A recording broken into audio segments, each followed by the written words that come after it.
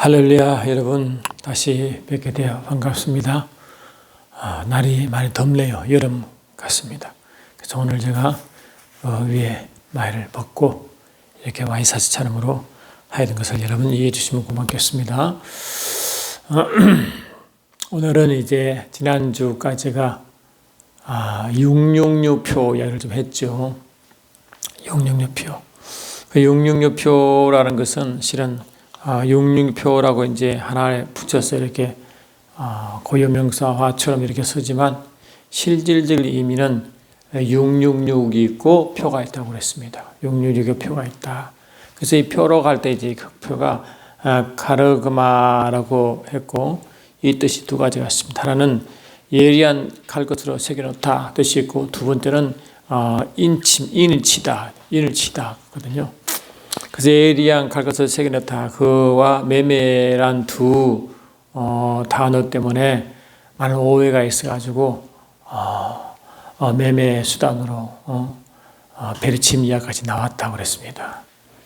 그런데 지난주에 말씀드렸듯이 이 베리칩과 그런 것들은 이 물질적인 것이기 때문에 이 표라는 것은 그 물질과 상관없고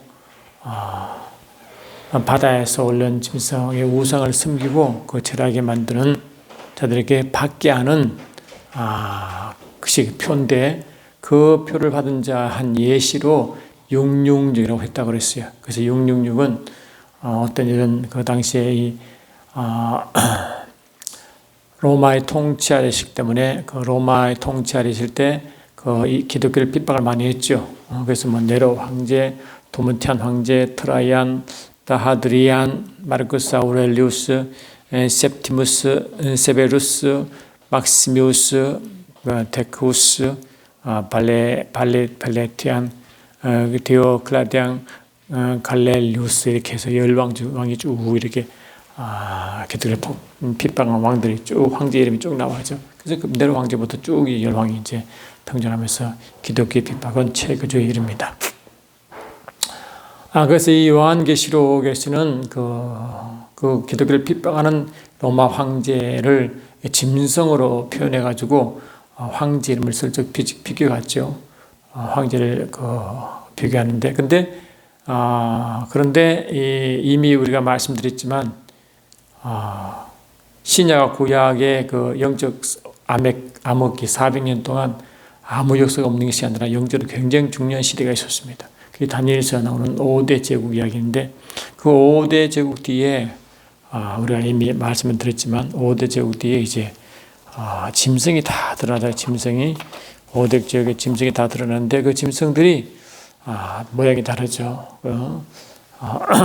바빌론에서는 사자의 모습의 짐승, 둘째 그 다음에 페르시아에서는 그 곰 모양의 짐승, 그 다음에 그 뒤에 이제 그리스 헬라가 일어났을 때 그 뒤에는 표본 모양의 짐승, 그리고 이제 로마가 일어나고 로마가 시대에 끝나 예수께서 오시던 그 모든 시대에 두렵고 무서운 짐승, 열불간 짐승이 이렇게 쭉 나타납니다. 근데 이 짐승이 모양이 다르지만 실은 하나의 영적 같은 존재죠. 그런데 모양만 다르게 나타납니다. 그리고 모양이 다르게 나타나는데 이 모양들을 딱 이렇게 종합적으로 표현한 짐승이 요한계시록 13장 1절 이제 바다에서 올린 짐승이라고 말씀드렸죠.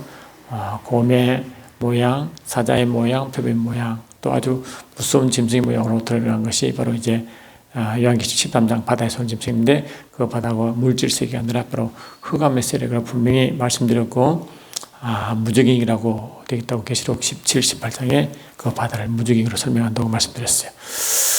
그리고 또 땅에서 오는 짐승이 또 나오는데 그것이 요한계시록 13장 11절에 땅에 또 나온 짐승이 나오는데 그 짐승은 바다에서 나온 짐승을 다 행하고 바다에서 나온 짐승의 우상을 만들어 그 절하게 하고 표를 받게 하는 그 일을 하는 겁니다. 그러니까 그럼 이게 바다에서 온 짐승과 땅의 짐승의 가진 누구냐 보니까 바로 그것이 이제 아마겟돈 전쟁을 일으키는 두 무리인 짐승과 그 선자 이야기가 이제 요한계시록 19장이 쭉 나와요. 그러니까 이제 요한계시록 13장 보면 그 앞에 나온 짐승은 마귀 짐승이고 그 뒤에 나온 땅에서 오는 짐승은 바로 저 거짓 선자라고 하네요. 우리가 이미 말씀드렸지만 사도 요한은 요한서 4장에 보니까 이렇게 말씀드려요. 영을 다 믿지 말라. 영을 다 믿지 말라. 그러고 뭘 또 말하느냐 하니까 바로 이제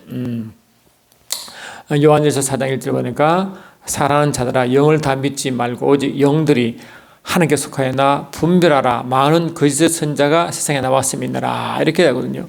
그러니까 이 하나님께 속한 영이 있고 세상에 속한 영이 있다고 바울은 이 고린도 2장 12절에 되어 있죠. 그러니까 이 하나님께 속한 영에 하나님 속한 영이 바로 뭐 천사와 성령이시잖아요. 그런 영들인데 많은 그 선자가 나왔다. 그 선자 나오고 또 뭘 말하느냐니까 예수를 시인하지 아니한 영마다 하나님께 속한 것이 아니니 이것이 곧 적그리스도 영이라. 이 적그리스도 영이 나와요. 오리라 한 말을 들었고 벌써 세상에 있느니라. 그러니까 이미 사도 요한 시대도 그게 이제 AD 한 100년쯤 되죠. 사도 요한 상태에서도 그때 이제 가장 핍박받을 때 로마에 핍박받을 때 그 시대니까 그때도 적그리스도가 이미 그 활동하고 있었는데 이 주님 재림 직전에 적그리스도 활동이 최고적으로 이루어져. 여러분 이미 말씀드렸고 같이 그때 처음 나타난 게 아니라 이미 적그리스도는 계속 활동하고 있었는데 그때 피크가 나타나 가장 최고로 활동이 심해지는 때가 그때죠. 그래서 이게 보면 이 5대 제국은 황제들이고 황제도 왕인데 왕 뒤에 뭐라고 그 짐승들이 있잖아요. 그 짐승이기 때문에 이 왕들을 영적으로 통치하고 영향을 주고 하는 그 뒤에 영들이 그 뒤에 나와요. 그 짐승이죠. 짐승이니까 이제 이 짐승과 또 땅에 나오는 짐승이 이제 거짓 선지자라고 이제 비유했기 때문에 그 짐승 원래 영적인 영물인데 그 영이 사람을 움직이죠. 왕을 움직인다든가 많은 사람을 이용해서 이제 사단이 자기 일을 하는 거 아닙니까? 악의 일꾼들 말이죠. 그래서 의의 일꾼을 자처하면서 거짓 표적을 일으키고 기사를 일으키고 하잖아요. 그러니까 사람을 이제 이용하는 거예요. 그러니까 이 또 바다에서 땅에서 오는 짐승도 영이기 때문에 뭐를 하냐? 이 거짓 선자 일을 한다는 것이에요. 그러니까 이 바다에서 오는 짐승, 땅의 짐승은 영적 존재고 그 영적 존재가 사람을 통해 나타나는 것이 바로 뭔가 이 땅에서 온 짐승은 거짓 선자고 바다에서 온 짐승은 바로 적그리스도라 해도 큰 문제가 없다는 거예요. 그래서 그 두 존재, 그러니까 바다에서 온 짐승, 그 적그리스도의 대표는 그 바다의 짐승, 뒤에 짐승의 영과 땅에서 나온 짐승이 이제 사람 뒤에 역사하는 영인데 그것이 바로 이제 고지로 나타나는 것이 바로 이제 거짓 선지자 또는 거짓 교사 되는 거죠. 그 교사. 그렇게 일하는 겁니다. 그래서 거짓 교사도, 거짓 선지자도, 그다음에 적그리스도 다 뒤에 영이 있다. 영이 항상 영이 있고 그 적그리스도의 영, 거짓 선지자의 영, 그다음에 거짓 교사의 영이라 해야 맞는 말씀이죠. 그래 이제 이 디모데전서 4장 1절에서도 말세에 사람들이 거짓 진리에 따라서 자기 길을 가르쳐 해주는 즐겨 해주는 스승을 산다고 그랬어요. 그런데 그들이 누구냐? 바로 미혹의 영과 귀신의 영이라고 해요. 귀신의 영과 미혹의 영이라. 그런데 그들이 직접 가르쳐 준다는 거예요. 그러니까 그들이 받아들이는 이 교육 기식들이 이 성령으로 오는 건지 반대에 오는 건지를 분별해야 되는데 분별 못하면 문제가 생기는 거죠. 그래서 여기 아다시피 대부분 그 모든 이단 뒤에 누가 있으면 교주가 있는데 교주가 하나같이 뭘 말합니까? 내가 예수다. 내가 보혜수다. 이래 하잖아요. 다 그런 이유예요. 그러니까 그 뒤에 항상 이 악한 영은 하나님의 영, 하나님의 것을 흉내내고 대적하고 하는 그 일을 하기 때문에 항상 하나님 자리를 노린다고 데살로니가후서 2장 4절 5절 말하잖아요. 제가 하나님처럼 보인다고 하잖아요. 다 그런 속성이 있는 겁니다. 그러니까 항상 하나님의 대적하고 하나님의 진노는 그들에게 맞죠. 그걸 보고 다니엘서 9장 20절에는 바로 황폐하는 자, 더 데솔리트라고 표현하는 것입니다. 또 성경에서는 이 다니엘서 9장 26, 27 보니까 우리가 보니까 이제 나중에 그 디도 장군, 로마의 디도 장군이 AD 70년입니까? 그때 이 예루살렘을 침범해서 이제 그 다 파괴시키잖아요. 파괴시키는데 그때도 이 디도 장군은 디도 황제가 되어 계속 이 기독교를 핍박합니다. 그 디도 장군을 다니엘은 뭘 표현하느냐? 적그리스도라고 표현합니다. 그 적그리스도를 말하고 황폐하는 자라고 그렇게 묘사하는 거예요. 제가 다니엘 9장 20 다시 읽어드릴게요. 그 보면 이렇게 영적으로 이렇게 보시면 다 이게 내 뜻이 통하는 겁니다. 그래서 이 요한계시록을 하려면 영적으로 구약에 있는 특히 다니엘서와 스가랴서를 많이 보셔야 그 뜻이 서로 다니엘도 계시록과 연결되기 때문에 잘 보는 게 좋다는 겁니다.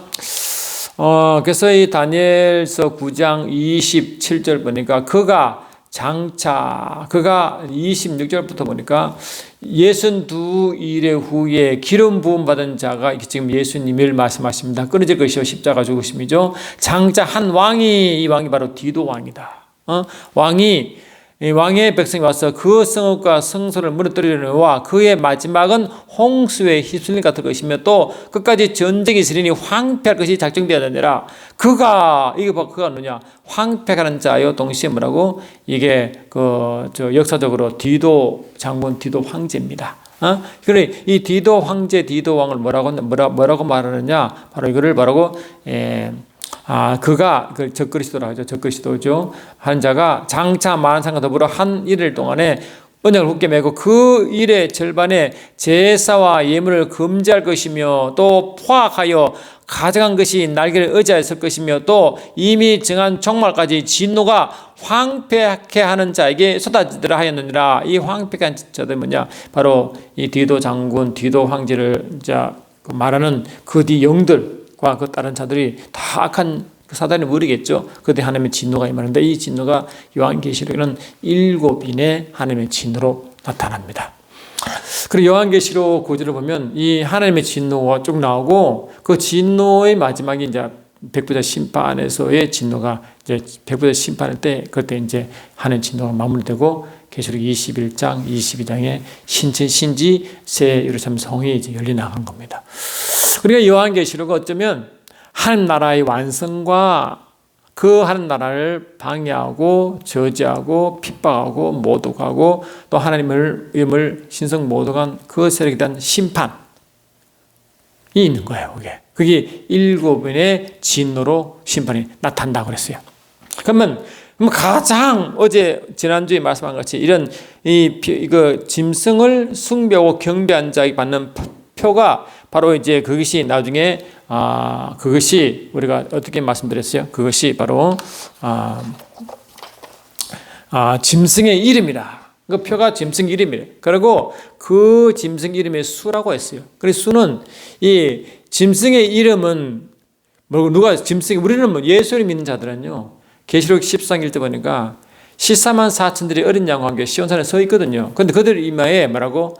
어린 양과 하나님 이름이 그들의 이마에 서 있는 거예요. 그런데 반대로 어린 양과 상관없는 자들은 짐승의 이름이 그들 속에 있습니다. 짐승 이름이 할렐루야 이름이 속에 있고 그들은 심판을 받게 돼요. 그 심판받는 수가 이 심판의 수인 바로 짐승 이름 수라 하는 겁니다. 그럼 누가 실제적으로 여기서 인물로서 그 심판받느냐 하니까 바로 그것이 666표라고 하는 666표라고 하는 수로 대변하는 그 당시에 네로 황제라고 말하는 거예요. 근데 네로 황제를 숫자로 표현하면 그 이름을 숫자로 표현하면 666이 나오고 또 다른 황제는 다른 수가 나오겠죠. 613도 있다고 그래요. 그러니까 그거는 중요한 게 아니고 한 예대로 표를 가진 자의 심판의 예가 바로 666이라고 지난주에 말씀드렸죠. 그러면 이런 일이 있는데 그러면 적그리스도가 이미 사도 요한 시대부터 이미 세상에 있었는데 언제 적그리스도 활동이 최고로 되느냐? 아까 다니엘서 9장 27절에서 보니까 한 일의 절반에 제사와 예물을 금하게 하시며 한 일의 절반이 뭐냐? 이제 다니엘이 70일을 준비하고 70일의 목적이 뭐냐니까 다니엘 9장 24절에 내 백성과 내 거룩한 성을 위하여 이런 일에 그러니까 이 70일의 목적은 하나님의 백성과 하나님의 거룩한 예루살렘 성을 위해서 존재하는 겁니다. 다시 말하면 나중에 다 회복되고 다시 회복되는 기간이죠. 회복되는 기간. 이 회복되는 기간이 뭐냐? 바로 하나님 나라의 완성입니다. 그 완성이 이 땅에서 이루어지고 경험되는 것이 천년 왕국의 메시아 왕국이라고 말하는 거예요, 지금. 그러니까 이 한 나라가 완성되는 70일인데 마지막 한 일회가 뭐냐? 주림 재림 직전에 한 일의 절반이니까 직전에 한 일회의 절반이면 한 일회가 7일 되면 4.5일이고 또 그것이 뭐냐 3.5일이고 그게 이제 연으로 따지면 3.5년인데 우리가 말하는 3.5년과 다릅니다. 그 영적임이 3.5년입니다. 그러니까 7년은 완전 숫자고 3.5는 순간이니까 그 순간에 핍박이 많다. 육체는 좀 길어 보이도 하나님 시간은 짧아 보이잖아요. 그러니까 그런 시간을 말하는 목적이지 우리 절대적인 시간을 말하는 게 아니에요. 하여튼 그래요. 일의 절반에 주림 직전에 아주 짧은 시간이지만 극도의 핍박이 임하고 영적으로 황폐한 것이 임할 그때를 말하는데 그때 이야기를 계시록 13장에 육륜유표와 이야기합니다. 그게 왜 그러냐면은 여러분 우리가 하나님의 진노가 7인의 진노잖아요. 7인의 진노인데 그것이 구조적으로 보면요. 계시록 6장이 7인의 진노가 시작하는데 계시록 8장 9장이 7 나팔 진노고 계시록 16장이 7 대접의 진노입니다. 그러면 어떤 이들은 인의 진노 그 다음에 나팔의 진노, 대접의 진노라고 서로 분리하는데 분리하는 게 아니고 실은 7째 인을 뗄 때 이제 인자가 인을 떼고 그 인을 집행하는 자가 그러니까 하나님의 인의 진노 하나님의 진노를 집행하는 자가 천사거든요. 그리고 그 어린 양의 말을 받아가 전하는 이게 내 생물 중 하나가 그렇게 말을 전하는 겁니다. 그런데 그런 구조인데 7째 인을 뗄 때 동시에 무엇이 열리는가? 7 대접의 재앙이 임합니다. 신기하죠? 그러니까 7인인데 7번째 인데 7 대접이 재앙이 나타나니까 이 7째는 7째 인에 속하는 거잖아요. 근데 7째 대접, 그렇게 쭉 재앙이 나오는데 7째 대접 때는 7째 나팔 재앙 때는 7번째 나팔 재앙은 7의 대접을 또 열어요. 그러니까 결국은 이 나팔 대접재앙은 대접재앙은 나팔장에 포함되어 있고 나팔장은 인재앙에 포함되어 있는 형태입니다. 아시겠죠? 그러면 무슨 뜻이냐?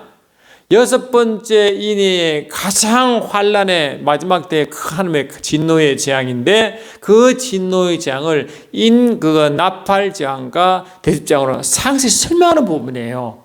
그러니까 이 설명을 그렇게 하기 때문에 내용이 서로 겹쳐 보이지만 내용이 점점 깊이 들어가는 구조로 되어 있습니다. 그리고 그렇기 때문에 어떤 이들은 인재앙 따로 있고 나팔재앙 따로 있고 대접재앙 따로 그렇게 말하기도 하고 어떤 사람은 인재앙은 그냥 인을 소개하는 것이고 나팔은 재앙이 시작된다고 하는 소리고 대접자 때 신저로 그 재앙의 시조 나타난다고 하지만 그거는 그렇지 않고 실은 7인의 재앙으로 끝날 것인데 7번째 인때 나팔재앙에 나팔재앙 이야기 나오고 또 7번째 나팔재앙이 7번째 재앙이 나오기 때문에 6번째 인의 그 재앙을 구체적으로 나팔과 대접재앙으로 구체적으로 설명한 부분이라면 정확한 이해가 되겠습니다. 그런 구조도 있어요. 그러니까 실제적으로는 7인의 재앙으로 끝나는 거죠. 끝나는 건데 그러면 이 계시록 13장에 나오는 이미 적그리스도 영이 활동하고 있지만 그도 가장 활동을 많이 하고 절반 일에 제사와 예물을 금지할 만큼 예배를 드릴 수 없을 만큼 이 어둠의 세력이 활동할 때가 언제나입니다. 그게 바로 뭔가 계시록 13장에 다 같이 거기도 이제 바닥에 올 짐승이 이 적그리스도고 땅의 짐승이 거짓 선자지만 이런 선자들이 거짓 적그리스도와 거짓 선자가 항상 이래 왔지만 특히 더 활동하는 때가 바로 육륜표라고 구체적으로 설명할 그때거든요. 그때가 어디냐? 7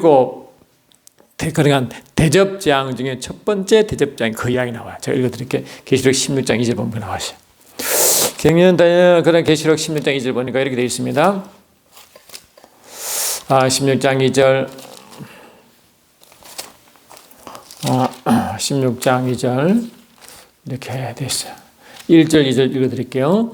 또 내가 들으니 성전에서 큰 음성이 나서 7 천사에게 말하되 너희는 가서 하나님의 진노의 7 대접을 땅에 쏟아라 하더라. 첫째 천사가 가서 그 대접을 땅에 쏟음에 짐승의 피를 받은 사람들과 그 우성에 경배하는 자들에게 악하고 독한 종기가 나더라. 그러니까 이 66 다시 말하면 이 표, 하나님을 그 짐승을 경배하고 또 숭배하고 섬기는 자들에게 받은 짐승표, 짐승표죠. 그 짐승의 이름의 표니까 그 짐승표를 받은 자가 하나님의 진노가 드러날 때가 있어요. 그게 뭐냐? 이 대접재앙 중에 첫 번째 세대 때 하나님의 진노가 그리 나타나는 겁니다. 그들도 또 짐승의 표를 받은 자가 많이 있는데 그때 특별하게 하나님의 진노가 크게 드러나는 거예요. 드러난다는 것은 뭐냐? 하나님의 진노가 드러난다는 것은 그때 적그리스도와 거짓 선지자의 활동이 가장 활발할 때거든요. 참 신기하죠. 그런데 여러분 알다시피 이게 아마겟돈 전쟁이 주님 재림 직후 일어납니다.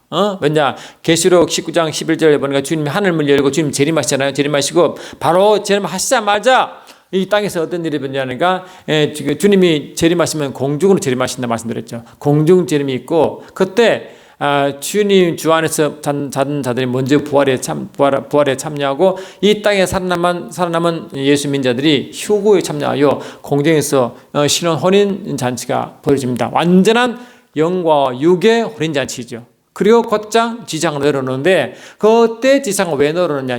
하나님은 천년 왕국을 베풀려 오시는 목적이 있지만 그 전에 한 영적 전쟁을 치르시고 천년 왕국을 준비하는 거예요. 그 영적 전투가 뭐냐? 바로 아마겟돈 전쟁입니다. 그래, 이 아마겟돈 전쟁은 재림 전에 있는 게 아니라 재림 이후에 직후에 있는 거예요. 이 땅에 하나님의 천년왕국 이루어지고 약속이 이루어지는데 천년왕국 이루기 직전에 있는 하나의 영적 전쟁이 아마겟돈 전쟁입니다. 그러면 이 아마겟돈 전쟁이 일어날 때 아마겟돈 전쟁을 일으키기 위해 준비한 무리들이 언제 나타나느냐? 그 대접재앙들이 납니다. 제가 읽어드릴게요.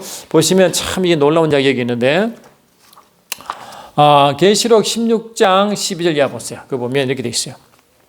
12절 이하 보니까 또 여섯째 천사가 그 대접을 큰 강 유브라데 쏟음에 이 여섯째 천사가 뭐냐? 바로 여섯 번째 대접 재앙 때죠. 그러니까 이제 주님이 오기 바로 직전에 있는 일이에요, 지금. 때 유브라데 강에 쏟음에 강물이 말라서 동방에서 온 왕들이 길을 예배하더라. 이 동방이 바로 바벨론 쪽이거든요. 근데 영적으로 설명드렸을 때 제가 이스라엘 영적 의미에 자세히 설명드렸지만 이 이스라엘 백성들이 가난하는 것은 뭐냐? 히브리서 11장 9절, 10절, 11, 12 보니까 하늘 예루살렘 성의 하나의 본향의 예표라고 그림자라고 그랬어요. 그래 이 땅 예루살렘은 하늘 예루살렘의 하나의 모형이기 때문에 그것은 하나님 나라가 이 땅에 임한 하나의 예표가 가나안 땅입니다.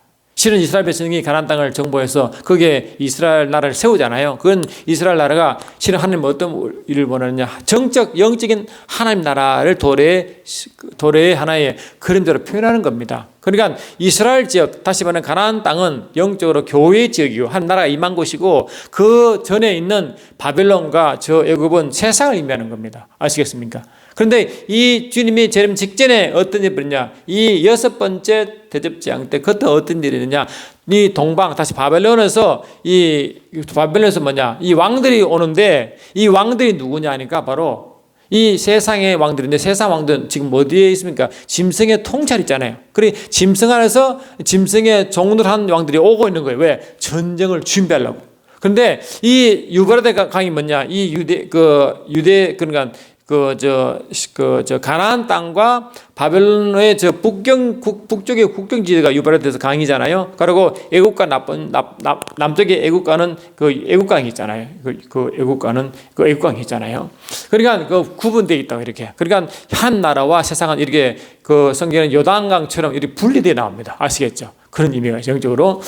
그러니까 그 세상에서 하나님의 진영으로 돌아오는 거 다시 말하면 그 아담이 에덴에 있을 때 에덴에 뱀이 들어와 하나님의 일을 망치고 교회를 망치고 에덴 가정을 파괴한 것처럼 이 사단은 항상 이 싸움 일을 걸어와요. 싸움을 항상 그래요. 여러분 알다시피 이 아말렉 족속이요. 이 싸움이 걸어와가지고 이스라엘 백성이 출애굽하여 광야의 싸움이 아말렉 전쟁이 있었잖아요. 그때 아말렉 백성이 먼저 이스라엘을 건드렸다고요. 그래서 하나님은 그 아말렉 백성을 이제 쳐보시는데 항상 아말렉 백성은 하나님의 늘 하나님의 진노의 무리였습니다. 출애굽기 10장 갔다 10절에 갔다 올게요. 출애굽기 10장은 보면 이렇게 되어 있습니다. 그때 이 여호와 니시란 말 거기 처음 나옵니다. 출애굽기 19장을 17장을 보면 이렇게 17장 8절 보면 18장 8장인가요? 한번 볼까요?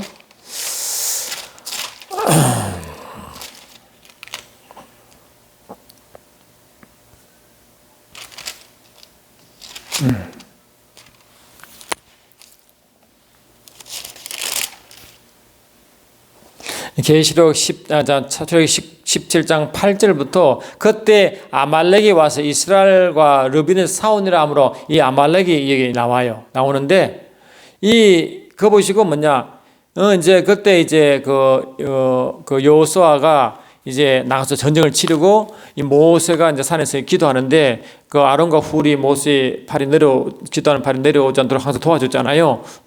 그래서 이제 그 모세의 기도 손이 내려오면 피했고 올라가면 승겠다는 그 이야기 나오지 않습니까? 그리고 그때 이제 여호수아 칼날로 아말렉을 다 쳐무시는데 13절 이하 보니까 여호수아가 칼날로 아말렉과 그 백성을 쳐서 무릎 찌르느니라. 여호와께서 모세에게 이르시되 이것을 책에 기록하여 기념하게 하고 여호와의 귀에 외어 들리라. 여호수아의 귀에 외어 들리라. 내가 아말렉을 없애어 천하에서 그 역을 기억도 못하게 하리라 하므로 아말렉이 하나님의 원수로 나타납니다. 항상 하나님의 백성의 원수처럼 하나님의 원수로 아말렉이 나와요. 그때 하나님은 이제 하나님의 깃발인 여호와 니시가 여기 나타.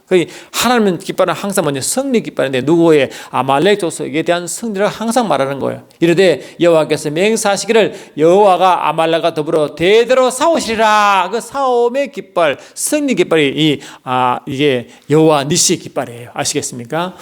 그러니까 이 아말렉은 항상 전쟁을 이렇게 걸어오는 것처럼 계시록 16장에서도 주님 재림 직전에서도 항상 이 악한 영들은 이 하나님 몸된 교회에 전쟁을 선포하고 들어와요.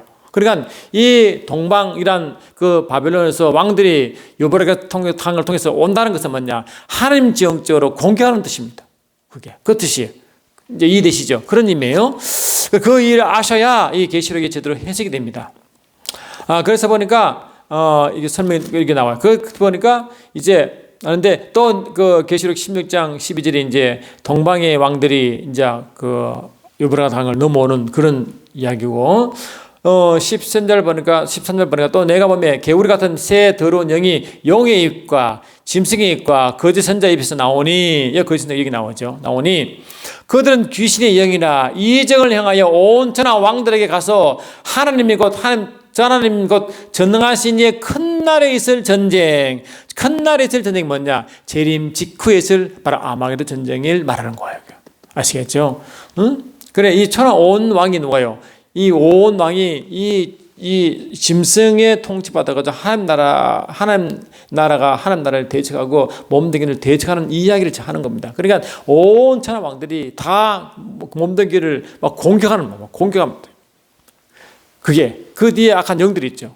누구처럼 이 5대 그러니까 그 다니엘 시대 때 5대 제국 뒤에 영이 그 악한 짐승의 영이 있는 것처럼 말이죠. 그렇게 하는 거예요 지금. 그러니까 영적으로 보면요, 이 마태복음 14장 보니까 주님은 천국을 진주로 비유해서 어떤 사람이 그 밭을 사고 왜 밭을 샀느냐? 그 밭에 진주를 감춰놨단 말이죠. 그 밭은 세상을 의미하거든요. 그리고 그 진주는 뭐냐? 천국을 의미합니다. 천국. 그런데 이 천국이라는 나라를 어떻게 비유합니까? 베드로전서 2장부터 보니까 너희는 택하신 족속이요 왕 같은 제사장들이요 그의 나라요 하므로 이 천국 나라를 몸된 교회에 비유하거든요. 그러니까 다시 말하면 이 밭이라는 세상에 진주가 있는 걸 나라를 비유하는데 이 세상 가운데 교회가 있지 않습니까?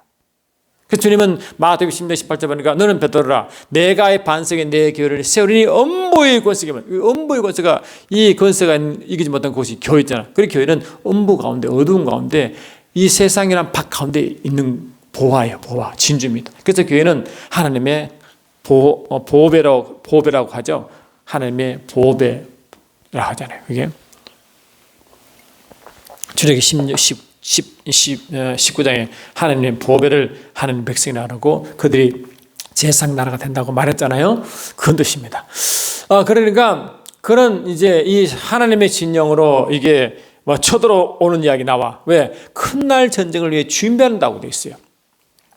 계시록 10장 15절 계속 읽어드리면 보라 내가 도둑같이 오리니 누구든지 깨어 자기 옷을 지켜 벌거벗고 다니지 아니하며 자기의 부끄러움을 보이지 아니한 자가 복이 있도다. 새 영이 뭐냐? 아까 귀신 얘기잖아. 새 영이 히브리어로 아마겟돈이나 하는 곳으로 왕들을 모으더라. 이 바로 아마겟돈이 이게 가나안 지역에 있으니까 교회 쪽으로 이름이 몰고 와서 이 교회를 사오려고 준비하는 것이 그 이름이 바로 뭐라고? 히브리어로 아마겟돈이고 그 왕들을 글로 다 모은 거예요. 세상 왕들이 교회를 대적하고 일어나는 모양입니다. 그러니까 여러분 마지막 때면요, 이 세상 권리들이요 교회를 집중 공유합니다. 이게 영적 비밀입니다. 지금도 여러분 보세요. 이 세상의 하나님의 권력은 더 하나님 모든 것은 로마서 14장 1절에 보니까 모든 것은 하나님께 낫다 그랬잖아요. 그래 하나님의 것을 가진 그들이 한 일이 뭡니까? 교회를 핍박하고 교회를 없애고자 하는 거예요. 그래 세상 앞으로는요 이 교회를 핍박 그 에덴 동산에 뱀이 나타나 에덴의 아담의 가정을 파괴한 것처럼 이 에베소 5장 30을 보니까 이 아담의 가정은 교회와 그리스도의 비밀을 했잖아요. 그러니까 결국 아담의 가정 파괴는 교회 파괴입니다. 아시겠습니까? 그러니 이 사단은요 마지막 한 일이 뭔지 아십니까? 가정을 파괴하고 교회를 파괴하는 게 사단의 작전이에요. 그래서 우리 동성애도요 동성애를 함으로 가정이 파괴됐죠. 아시겠습니까? 또 이 동성애가 들어오면 교회를 파괴합니다. 그래서 이 마지막 때요, 이 동성애가 들어오므로 하나님의 절대 진리를 파괴하고 이게 성을 하나님 남녀로 창조하신 하나님의 그 질서를 파괴함으로 하나님의 것을 다 무너뜨리는 거예요. 그래 가정을 무너뜨리고 이 가정은 교회의 교회의 모형이요, 이 교회가 영적 비밀인데 교회를 파괴하는 겁니다. 그러니까 이 교회의 패시브를 만들고 하는 그 모든 것들이 뒤에 영이 다 있는 거예요. 그리고 여러분, 이 정권들이요, 교회를 자꾸 적대시하고 예배를 드리지 못하게 만들고 교회 패시브를 자꾸 국회에 올리고 이거는요, 뒤에 다 영이기 때문에 깨어있지 않으면 다 넘어갑니다. 그러니까 여러분 항상 명심하십시오. 이 사단은 뭐라고 하냐? 이 몸된 가정을 파괴하고 교회를 파괴한다. 아시겠죠? 왜? 아까 성평등론 해가지고 막 성의 개념을 완전히 헷갈리게 혼란되게 만들어가지고 남자와 여자와 그를 합법화시키고 하는 것이 교회에 들어오게 만들거든요. 근데 그것도 모르고 이 보혜 목사라든가 성도들이 그것도 모르고 찬성하고 말이지. 그건 뭡니까? 악한 영이 끌려가고 있는 거예요. 다 끌려가는 거예요. 영적으로 이해되시죠? 앞으로 그 성경 말씀 대로 됩니다. 여러분, 그렇게 됩니다. 이 말씀은 이미 예언되어 있어요. 여기 돼 있다고. 그러니까 그걸 잘 이해하셔서 이 악한 영은 그러니까 이게 남자와 남자 여자를 무너뜨려 버리면 이 하나님의 모양들을 그 하나님의 형상을 만든 것이 처음에 아담과 하와의 모습인데 이 하나님의 그 존재를, 하나님의 창조의 존재를 자꾸 무시함으로 하나의 유물적으로, 그리고 하나의 물건을 만들어보는 거예요. 그러니까 이 살인해도 아무 저항도 없고 아무 가치도 없는 것은 이 사람의 인격을 보는 게 아니라 하나님의 작품을 보는 게 아니라 하나의 그 가축처럼 보긴다. 그러니까 이 공산주의는 유물상하기 때문에 공산주의 가나마다 교회가 다 파괴되는 거예요. 아시겠습니까? 저는 항상 그것 때문에 기도하는 거예요. 이 공산사회주의 영이 이 대한민국을 괴롭 힘들게 하여 이 가정을 파괴하고 교회를 파괴하고 말이죠. 그 뒤에 여러분 잘 보셔야 됩니다, 여러분. 그런데 저는 막 그것 때문에 막 밤마다 진짜 기도하는 거예요. 진짜 속이 터지는 거예요. 그것도 모르고 말이죠. 그런 거예요. 그래서 이제 그러면 이 주님 재림 직전에 이러한 아마겟돈 전쟁을 준비하는 그 과정에서 이 적그리스도 거짓 선자와 이 귀신 영들이 막 들어간다 했잖아요. 귀신 영들이 거짓 선자 입이 막 들어가잖아요. 근데 거짓 선자가 누구냐? 이 계시록 13장에 땅에서 올라온 짐승이 바로 거짓 선자 뒤에 있는 영이거든요. 안 그래요? 그러니까 그리고 이제 이게 아마겟돈 전쟁이 딱 끝나면 누가 심판하냐니까 계시록 19장 20절 보니까 이렇게 되어 있습니다. 19장 20절 보니까 19장 19절부터 보니까 또 내가 보매 그 짐승과 땅의 임금들과 나오죠. 땅의 힘 나오죠. 이게 땅의 임금들과 그들의 군대들이 모여 그 말탄 자와 그의 군대와 더불어 전쟁을 일으키다가 이게 야마겟 전쟁입니다. 할렐루야. 짐승이 잡히고 그 앞에서 표적을 행하던 거짓 선지자도 함께 잡히니 짐승과 거짓 이야기 나오죠. 이게 뭐라고? 이 바로 계시록 13장에 나오는 그 바다에서 짐승과 땅의 짐승을 말하는 겁니다. 아시겠습니까? 짐승의 표를 받고 그의 우상에 경배한 자들은 표적으로 미혹하던 자라 이 둘이 산채로 유황불에 붙던지니. 그러니까 바로 이 뭡니까? 이 짐승과 거짓 선지자에 나오고 여기에 짐승표가 나오잖아요. 할렐루야. 그러니까 계시록 13장의 그 사건은 뭘까? 이 사건이 재림 직전에 이런 일이 있다는 거예요.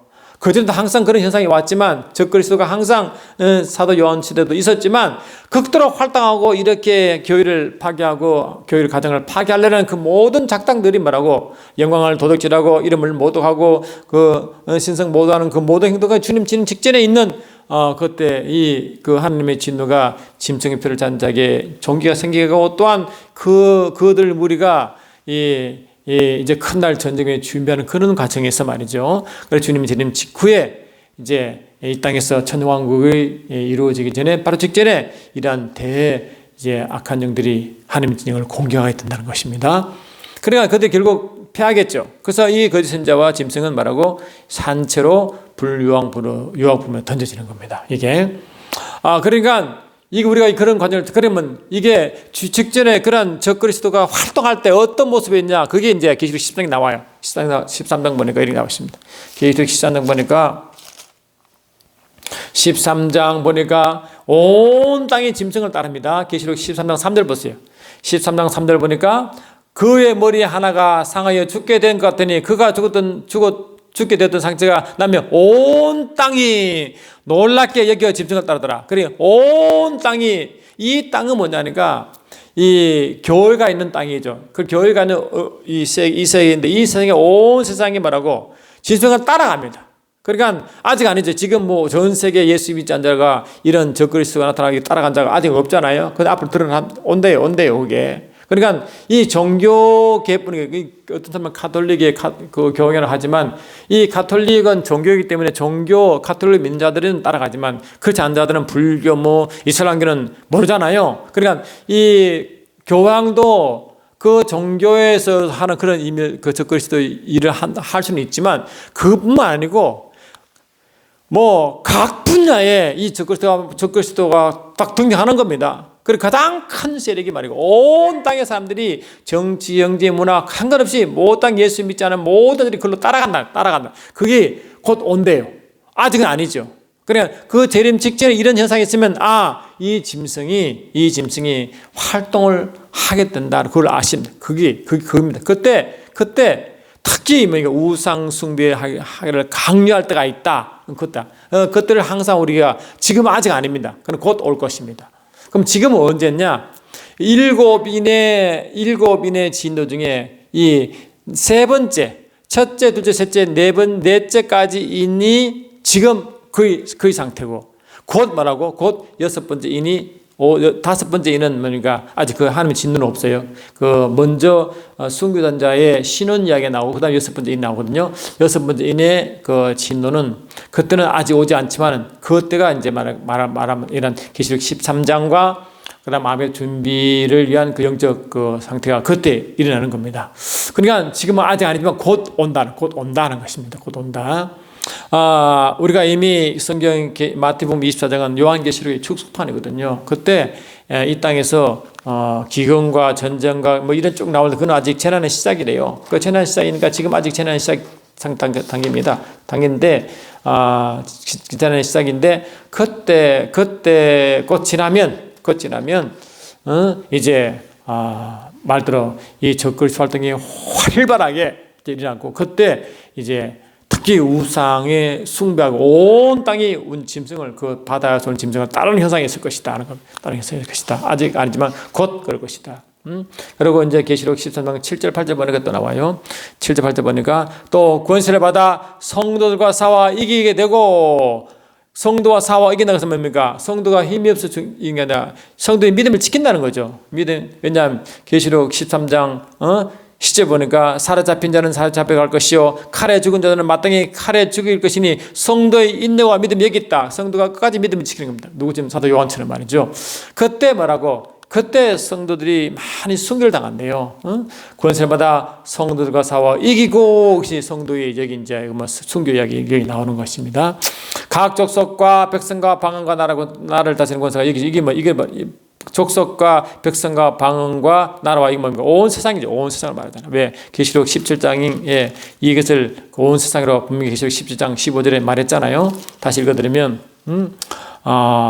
또 천사가 내게 말하되 내가 본 바 음녀가 앉아있는 물은 백성과 무리와 열과 방언들이라 하므로 이 물이 세상을 이면은 했잖아요. 그게 이제 그 세상을 다스리는 이 세상 왕처럼 다스리는 권세가 뭐처럼 이 5대 제국 뒤에 있는 그 세상을 다스리는 영이 뒤에 있는 것과 똑같이 그런 현상이 계속 있다는 겁니다. 그게 바로 주님 재림 직전까지 있는 그 두렵고 10뿔 가진 두렵고 무슨 짐승 이야기 여기도 계속 나오는 겁니다. 8절 보니까 계시록 13 8절 보니까 죽임을 당한 어린 양의 생명책에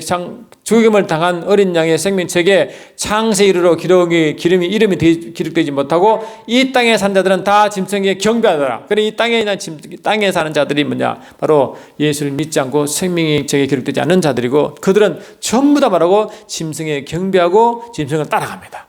그게 언제냐? 곧 아직 아니죠. 곧 할렐루야. 어떤 사람은 벌써 왔다는데 아직 아니고 곧 이런 현상이 있다는 겁니다. 지금 이렇게 온 세상의 짐승 따라가는 형상은 아직은 아니잖아요. 곧 있다는 겁니다.